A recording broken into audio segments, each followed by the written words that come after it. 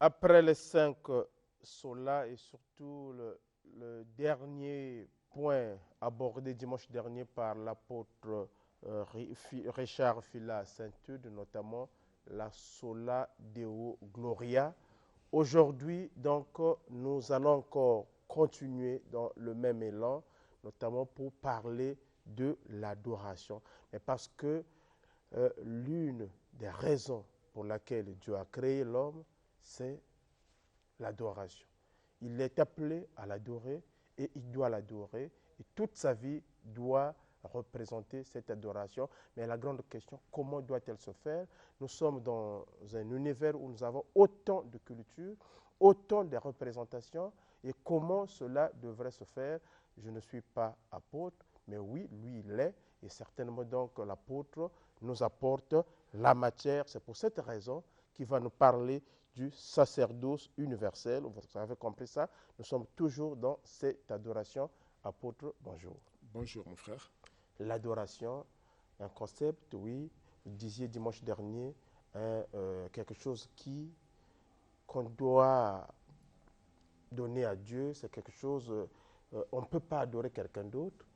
Et aujourd'hui, qu'est-ce qu'on peut dire sur la manière d'adorer, comment adorer, pourquoi adorer?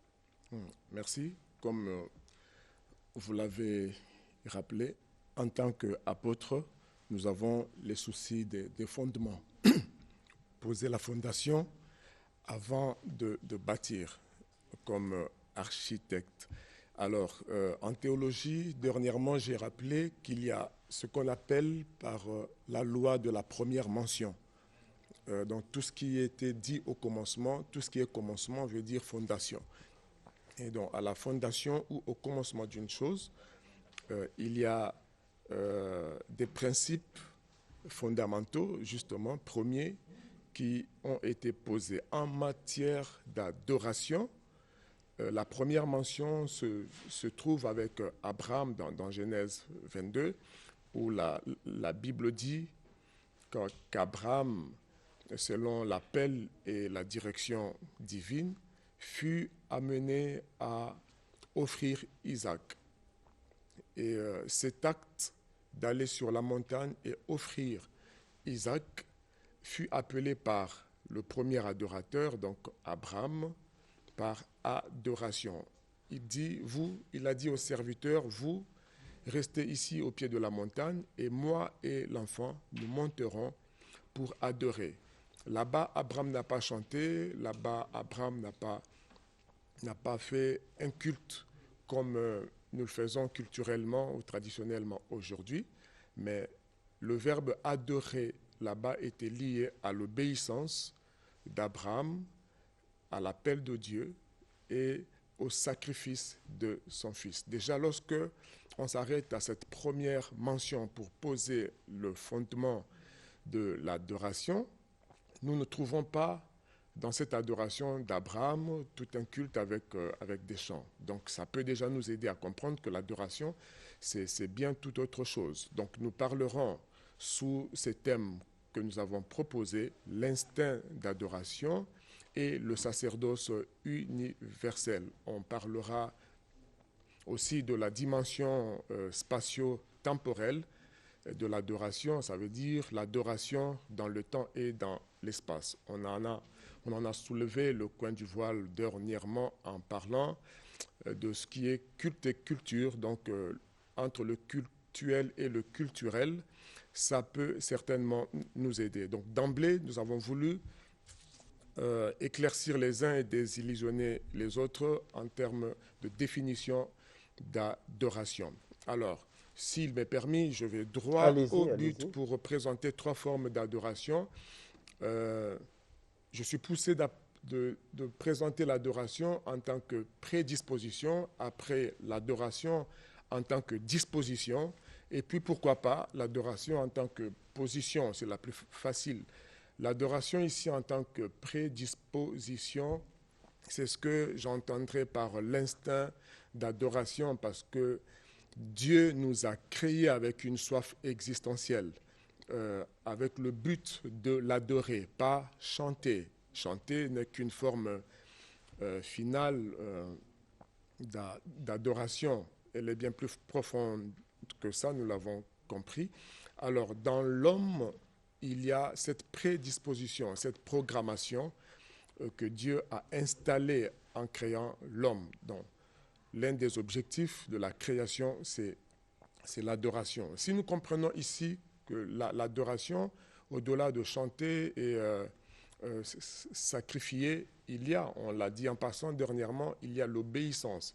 Si nous allons à l'étymologie du mot à sa racine, nous trouverons en grec comme en hébreu le verbe prosterner, s'incliner, se courber, s'humilier.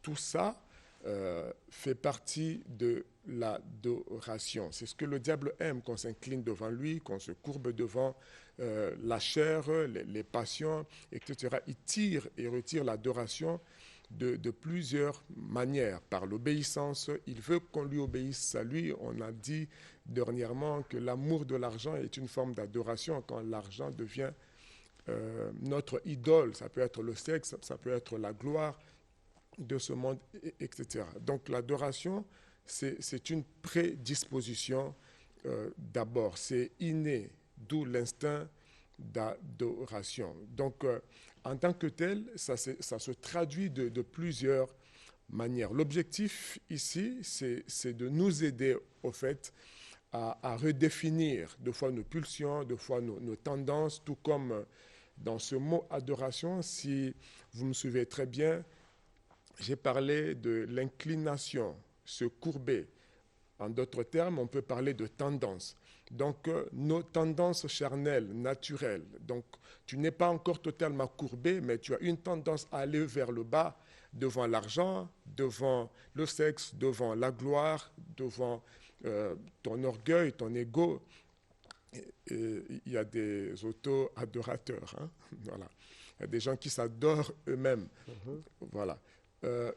Tendance, inclination, penchant, charnel ou naturel, c'est une forme d'adoration. Ça traduit une soif profonde et existentielle qui relève du vide existentiel universel que chaque homme a. Permettez-moi de citer encore une fois René Descartes qui reconnaît, qui dit, on le sait si bien, qu'il y a dans chaque homme un vide qui a la forme de Dieu. D'où vient ce vide qui fait que vous pouvez avoir l'argent, les diplômes, la beauté, mais vous vous sentez toujours insatisfait. Les philosophes, n'est-ce pas, l'ont reconnu que l'homme est un éternel insatisfait. Je défie quiconque me suit. Salomon en est un exemple. Combien Dieu l'a laissé aller dans ses penchants. Les femmes, il en a eu plus de 7000 ou plus, n'est-ce pas? Personne n'a écrit comme Salomon. Personne n'a connu la nature comme Salomon. Il a écrit sur tous les sujets imaginables et même inimaginables. À la fin de tout ça, vous le savez, quelle est sa conclusion? Vanité de vanité, tout est vanité. Il est resté encore sur sa soif.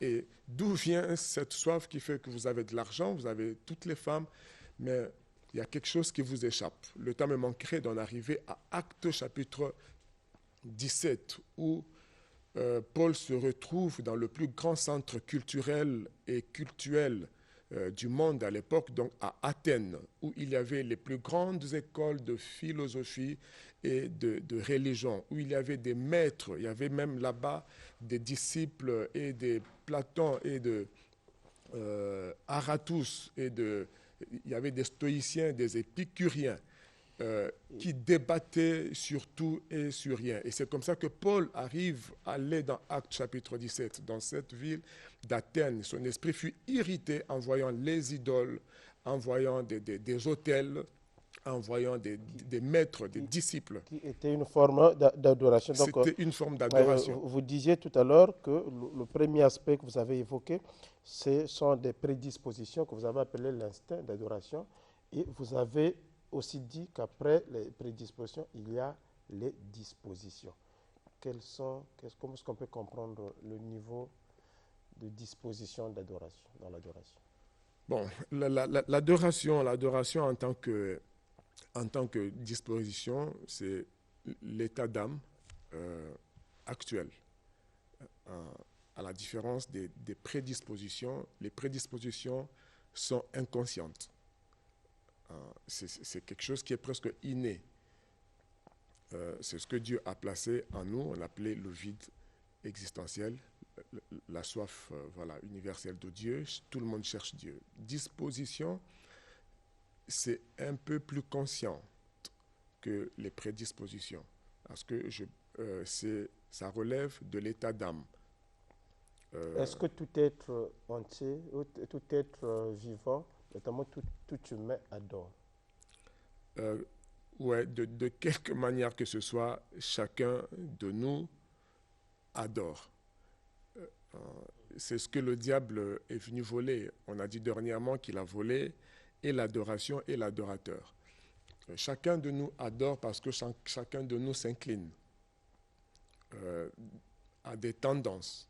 Il tend vers le bas. Il a en lui l'envie de reconnaître un héros. Même dans nos cultures, la jeunesse, et puis un peu partout, on sent qu'il y a un programme d'adoration installé dans chaque humain. L'homme cherche, d'où l'origine des religions avec la création de Babylone. Okay? L'homme tend à chercher Dieu. On a dit qu'en latin, religion vient de religium, si on veut. Donc, la tendance à se relier à Dieu, à chercher Dieu. Donc, ne connaissant pas Dieu, ils ont adoré la créature au lieu d'adorer le Créateur. Et donc, c'est installé dans l'homme. Tout homme adore. Maintenant, Jésus vient pour présenter le vrai adorateur et la véritable adoration. Précédé par Moïse, avec la loi, qui n'était que des précurseurs, des pédagogues jusqu'à un temps de réformation. Je recommande Hébreux 7, Hébreux 8, Hébreux 9, Hébreux 10. Et vous comprendrez que l'adoration dans la forme comme Jésus l'a appelée et dans le fond a changé. Qui dit adoration dit sacerdoce et tout. La Bible dit que le sacerdoce dans Hébreux 7, verset 12 jusqu'en bas, jusqu'au verset 23 si on veut, le sacerdoce étant changé. Donc Moïse a apporté le sacerdoce vétérotestamentaire, on l'a dit.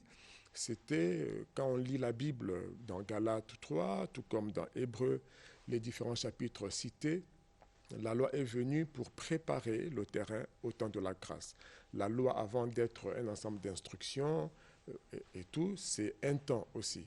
Jean 1, verset 17, la loi a été donnée par Moïse, mais la vérité et la grâce, donc aussi et surtout en matière d'adoration, est venue avec Jésus. Donc d'où Jean 4, verset 20, 24 jusqu'en bas, l'heure vient où les vrais adorateurs adoreront en esprit et en vérité. Mais il y a quand même quelque chose, je peux dire peut-être qui cloche la porte, dans la mesure où c'est que quand on observe, partons toujours un peu de cette observation, en observant les églises, nous avons l'impression que vous avez évoqué tout à l'heure, certainement c'est dans des positions, que la sœur ou le frère chante qui est là, comme s'il serait le dépositeur de cette adoration, ou bien l'homme de Dieu.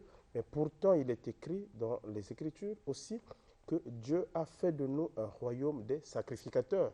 Est-ce que ce n'est pas une manière de dire que dans la nouvelle configuration de l'Église, c'est toute personne qui peut adorer, vous l'avez évoqué, parce qu'il a des prédispositions et qu'il a des dispositions, et qu'en temps normal, qu'il devrait adorer son Dieu sans chercher le moindre intermédiaire? Oui, on respecte ce schéma, s'il faut dire, prédisposition, adoration instinctive, je dirais, disposition, état d'âme actuel, préparer son cœur, donc de l'intérieur, et enfin, position. Ça peut être l'attitude du corps, on peut s'agenouiller, on peut exprimer avec son corps, dans la présence de Dieu, son adoration. Alors, on n'a plus besoin d'intermédiaire aujourd'hui. C'est justement là le combat de Martin Luther quand il parle de sola Deo Gloria, donc l'adoration à Dieu seul. Et là-dedans, il a voulu dire beaucoup de choses. Il a lu la Bible et il a découvert que l'Église de Rome faisait passer beaucoup de choses par le prêtre. Donc, il y avait ce qu'on appelle par le cléricalisme, donc la classe des clergés, qui étaient comme eux reconnus prêtres, et le reste du peuple était considéré, bon, comme on l'appelle, laïque, d'où la notion de la laïcité. C'est différent de la laïcité politique, et puis il y a la laïcité, je dirais, religieuse, si on puisse se permettre. Et donc, Martin Luther plaidait pour le sacerdoce universel qui laïcisait, qui retirait la prêtrise, le sacerdoce à une caste de personnes privilégiées comme devant Dieu, qui étaient comme des intermédiaires pour obtenir le pardon, même le sacrifice, même l'adoration et le culte. Martin Luther, en lisant les Saintes Écritures, a proposé autre chose. Donc, il a plaidé pour la laïcité, je dirais, sacerdotale. Ça veut dire nous tous. Il a lu Hébreux 4. Approchons-nous de Dieu avec assurance pour obtenir miséricorde et être secourus dans nos besoins. Il a certainement pensé à toutes les paroles de Jésus. Venez à moi, donc directement, vous tous qui êtes chargés et fatigués, je vous donnerai du repos. Il a aussi compris que le sacrifice de Jésus remplaçait le culte de l'Ancien Testament. La loi cérémonielle, la loi sacerdotale et la loi cultuelle de l'Ancien Testament. Il a compris cela, que par le sacrifice de Christ, on n'a plus à observer. J'ai cité Hébreux 7. Le sacerdoce a changé. La preuve, celui qui a apporté le nouveau sacerdoce dans la nouvelle alliance ne descendait pas de la tribu de Lévi selon la loi, il descend de la tribu de Juda conformément à la promesse ou à la prophétie de Jacob dans Genèse 49, donc le Shiloh. Il serait roi et sacrificateur. Donc, pendant des siècles, les Juifs attendaient le Messie. C'est comme ça que dans Jean 4, justement, quand la femme samaritaine entend Jésus dire « L'heure vient et elle est déjà venue où les vrais adorateurs adoreront en esprit et en vérité », ça ne sera plus ni sur cette montagne, ni à Jérusalem, où on adorait dans un lieu bien précis. L'heure vient, la femme interrompt pour dire « Dans tous les cas, nous attendons le Messie, celui qu'on appelle le Christ. » Donc quand le Messie viendra, c'est lui qui nous enseignerait toutes choses. Et à Jésus de répondre « Je le suis, moi qui te parle ». Elle a voulu, nous connaissons la suite, voilà. Il a dit des paroles de révélation, paroles de connaissance et des prophéties.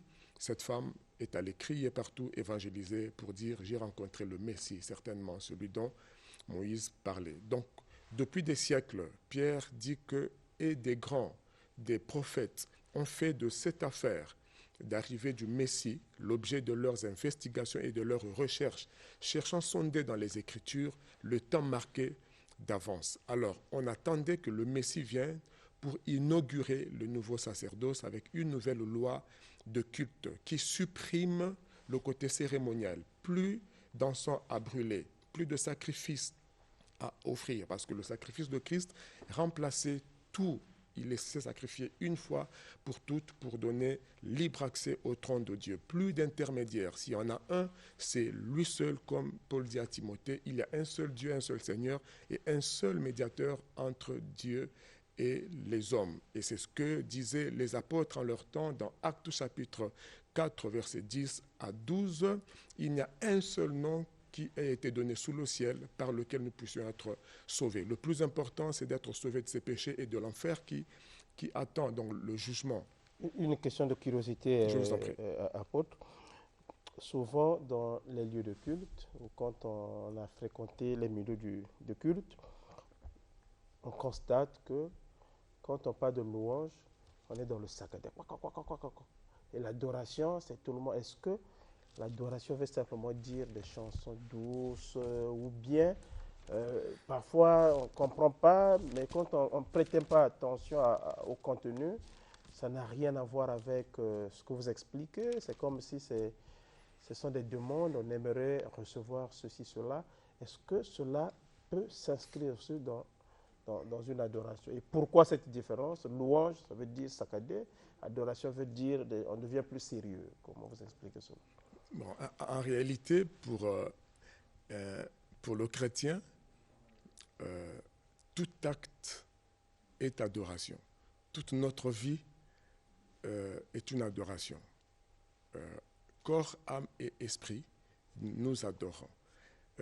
Je prends l'exemple, la parole de Dieu est adorable parce que elle est Dieu, elle était au commencement, elle était avec Dieu, elle était Dieu. Donc Dieu est sa parole.